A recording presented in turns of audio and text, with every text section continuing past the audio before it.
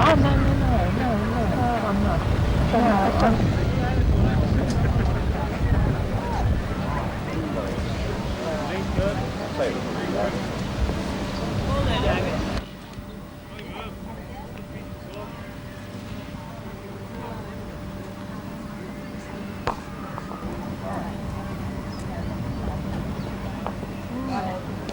Yeah, goodbye, coming here, George.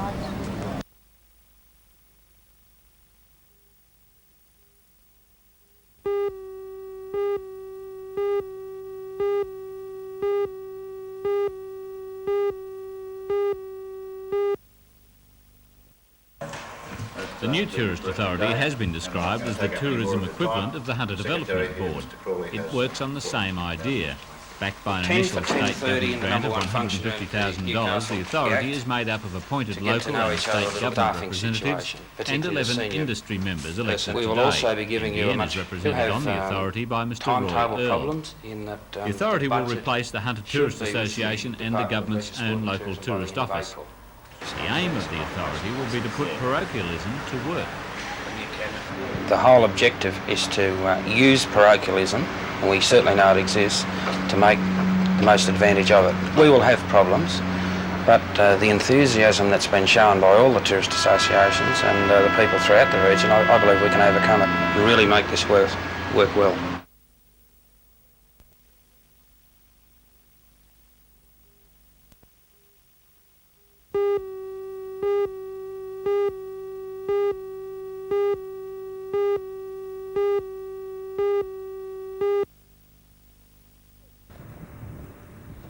Certainly it is an unusual way to spend a sunny Saturday, but surprisingly there was no shortage today of people keen to see just what happens to Newcastle's sewage. More than 40% of the city's sewage ends up at Burwood Beach, where it goes through several screening and pumping processes. Each day a small amount of solid waste is removed from the plant, everything else is pumped into the ocean. The Burwood Beach treatment works were opened in 1936. Today they are no longer adequate for Newcastle's needs, and that is why we are experiencing frequent pollution of water off city beaches. Work on a new sewage treatment plant will begin this year, once the public decides which of the 4 water board proposals it prefers. Board officials say opinion is evenly divided between the tunnel option, which involves an improved screening process and the pumping of effluent a mile out to sea, or the treatment option, which would see only treated effluent going into the ocean. If the tunnel option is chosen, water off the city's beaches may still be polluted from time to time. That would not happen if people decide on treated effluent, but that option requires the closure of Burwood Beach and the Glenrock Lagoon Valley. The Hunter District Water Board hopes that by opening Burwood Beach this weekend, people will find it easier to make a choice before voting closes on April 1st. The Water Board is very keen to allow the people to see firsthand what their decisions will mean for the future of Newcastle. So we've previously said, come along to our van. Now we're having an open day so they can see for themselves what's required in the decision-making process, and this will be followed by public meetings in the next 2 weeks in various parts of Newcastle. What's the reason for the board's decision to allow the people to choose the option for the new sewage treatment works? The option with the Burwood Beach situation is very much one for the people because it affects their lifestyle in the future. But are people with no expertise qualified to make such a decision? The decisions on the Burwood Beach option are very much ones for the people, is that the requirements are environmental decisions which will affect the lifestyle of the future generation of Newcastle.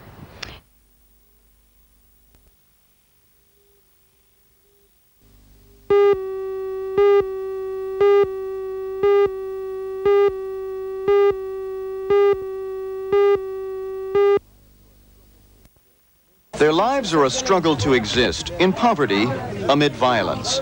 There are hundreds of thousands like them, Muslims and Christians alike, driven from their homes in South Lebanon, in the mountains, and in Beirut itself. In Lebanon, refugees are the rule, not the exception. More homeless are created almost every day. Relief workers try to help. Shiite militiamen who now control West Beirut distribute food and clothes. Some is donated locally, the rest from abroad. But Christian snipers from across the line do their best to interfere. Some new buildings have been taken over by Shiite militiamen to house the refugees, but most still live wherever they can.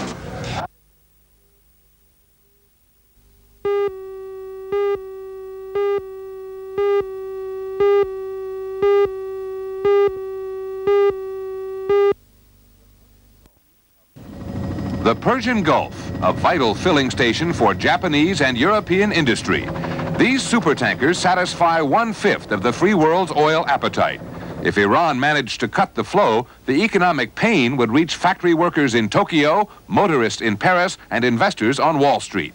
Iran now says it would block the Strait of Hormuz if Iraq merely attacks Iranian vessels. Even if Tehran is bluffing, its repeated threats are having a psychological effect. Japan, which gets half its oil from the Gulf, has now stopped sending its tankers through the Strait. Insurance underwriters, like Lloyd's of London, are nervous and could jack premiums so high that shippers avoid the Gulf altogether.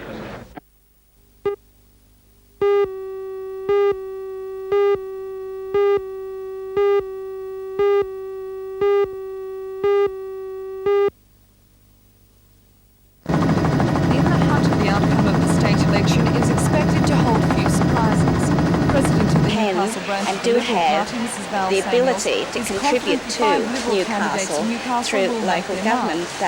We have many people in business, community achievements that can help to contribute.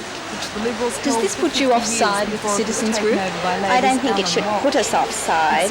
We're both trying to achieve the same. Last year, long-standing state MP Sam Jones lost pre-selection in Waratah to Newcastle Alderman John Price. Wasn't sure that Mr Jones is expected to announce within the next few days whether he will stand as an independent or bow out after 18 years in politics. Mr Price, who enjoys his party's endorsement, was unavailable for comment Mr Jones was going to and party officials would only say that the ALP will win the seat. One surprise is possible candidate for the seat, Newcastle Alderman John Tate. Alderman Tate says there are many considerations in such a step, and like Mr Jones, he will make his decision known this week. With only 3 weeks to prepare, the candidates for the state election on the 24th of March will have a hectic program. But until all possible candidates make their intentions known, the usual public confusion surrounding the polls will be even more pronounced.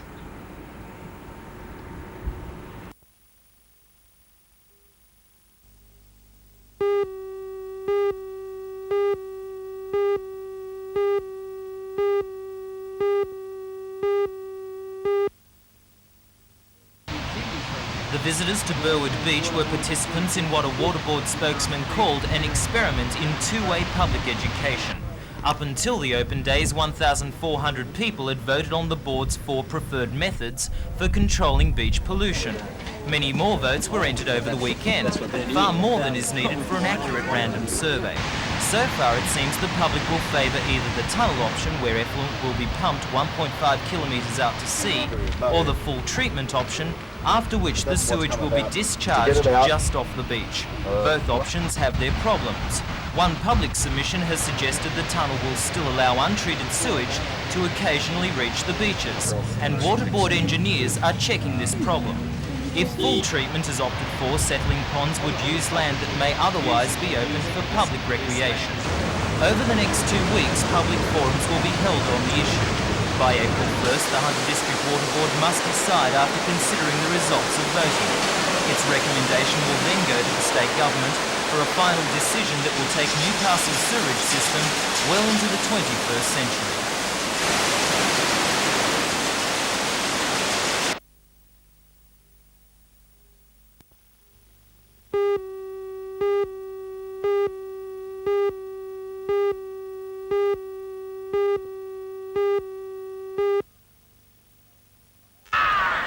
Newcastle does not have a very good record against the teams from the Big Smoke, so when Parramatta kicked off, the locals were determined to beat Sydney's best side. In the game's opening stages, Newcastle kept the Eels at bay, but the pattern of the match soon appeared, Parramatta attacking strongly and the locals desperate in defence. Parramatta's first try came from a break deep in their own territory, and 5'8" Ron Quinn scooted away. Cronin, however, was unable to convert. The Eels posted another converted try thanks to winger Lydiard, and at half-time they led 10 points to 0. In the second half it was the turn of the other Parramatta winger Eric Grove with 2 converted tries. Newcastle's late fight-back resulted in tries by Gary Martin and Shane Matthews, but Neville Elwyn had no luck with the boot, missing 4 attempts at goal.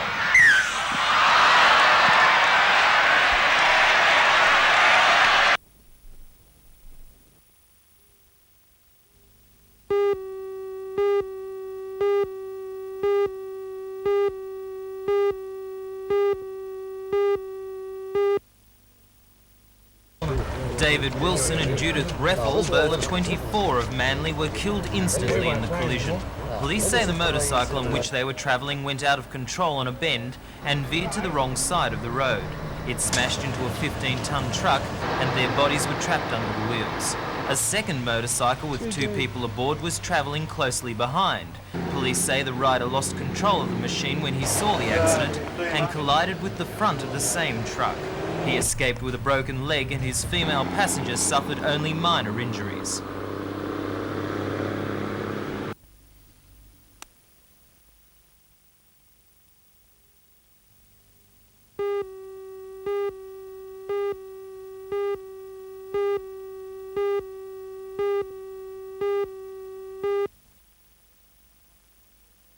At Kahaiba Bowling Club, the players took on this week's big tournament sponsors and media.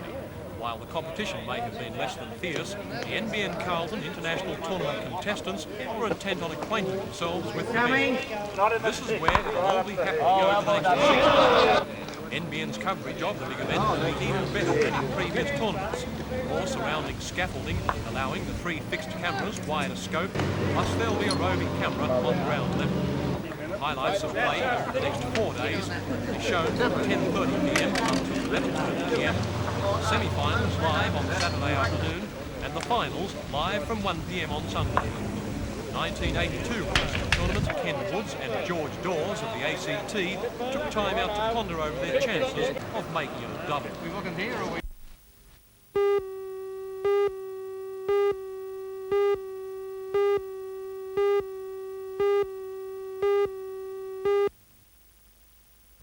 Good morning everyone and welcome once again. Now in the next month or two, thousands, in fact tens of thousands of Australians are in for a shock. They'll be receiving their income tax assessments and in particular they'll be up for provisional tax. Now it's a tax that I don't like. I don't think anyone likes provisional tax, and just to explain it in more detail, if you earn from outside sources more than $999, e.g. from investments like your building society, your bank, your credit union, or from Premier State bonds or Aussie bonds, you will have to pay tax in advance. Now, it's not quite as bad as it might seem, but we'll talk about that on some other occasion. What I want to emphasise this morning is, and this applies particularly to retirees, when you go out in that first year of retirement with that hopefully large lump sum, and you're using that lump sum for investment purposes to provide you with income to live on, money to live on as they say, please make sure that you set aside sufficient funds in that first year to meet that provisional tax bill, because it could run into thousands and thousands of dollars.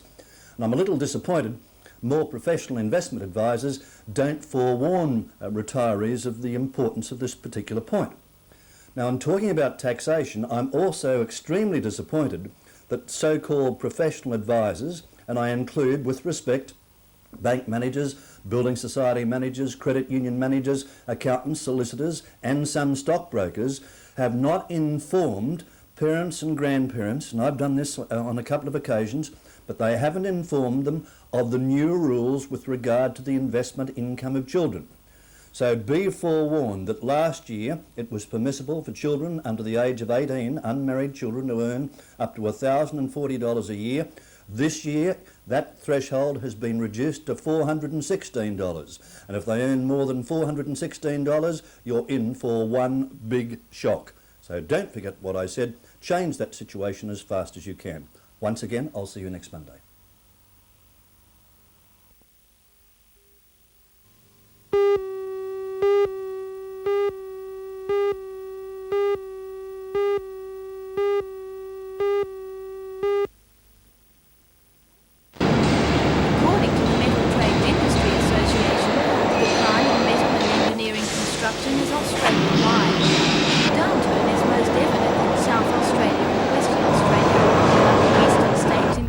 South Wales are expected to feel the effects within the next 12 months. The problem, according to the NTIA, is that most major projects around the country are nearing completion, and there are few new ones planned. The number of people employed in metal and engineering construction fell by 16% last year, and further retrenchments are predicted. The National Conference focusing on the industry's problems is to be held later this month in Newcastle. Complexes. The Hunter region was chosen by the NTIA because of the wide variety of projects underway here. Delegates at the conference will tour a number of steel, mining and power developments. So to that 50 people representing both federal and state governments are expected to attend. Ask them any questions. Our objective there is to assist all governments, that's federal and state governments, not only the politicians but also the senior public servants who are involved in advising politicians on government policy, is to assist all of those people in gaining a better appreciation of our industry and what it is and of its problems. What are you seeking from the government? We certainly hope that they will be conscious of the fact that the industry is in dire straits, that there will be no immediate relief for the industry in at least the next couple of years, but perhaps through their capital works programs and through their government purchasing programs will assist the industry in getting through what is going to be a very difficult period.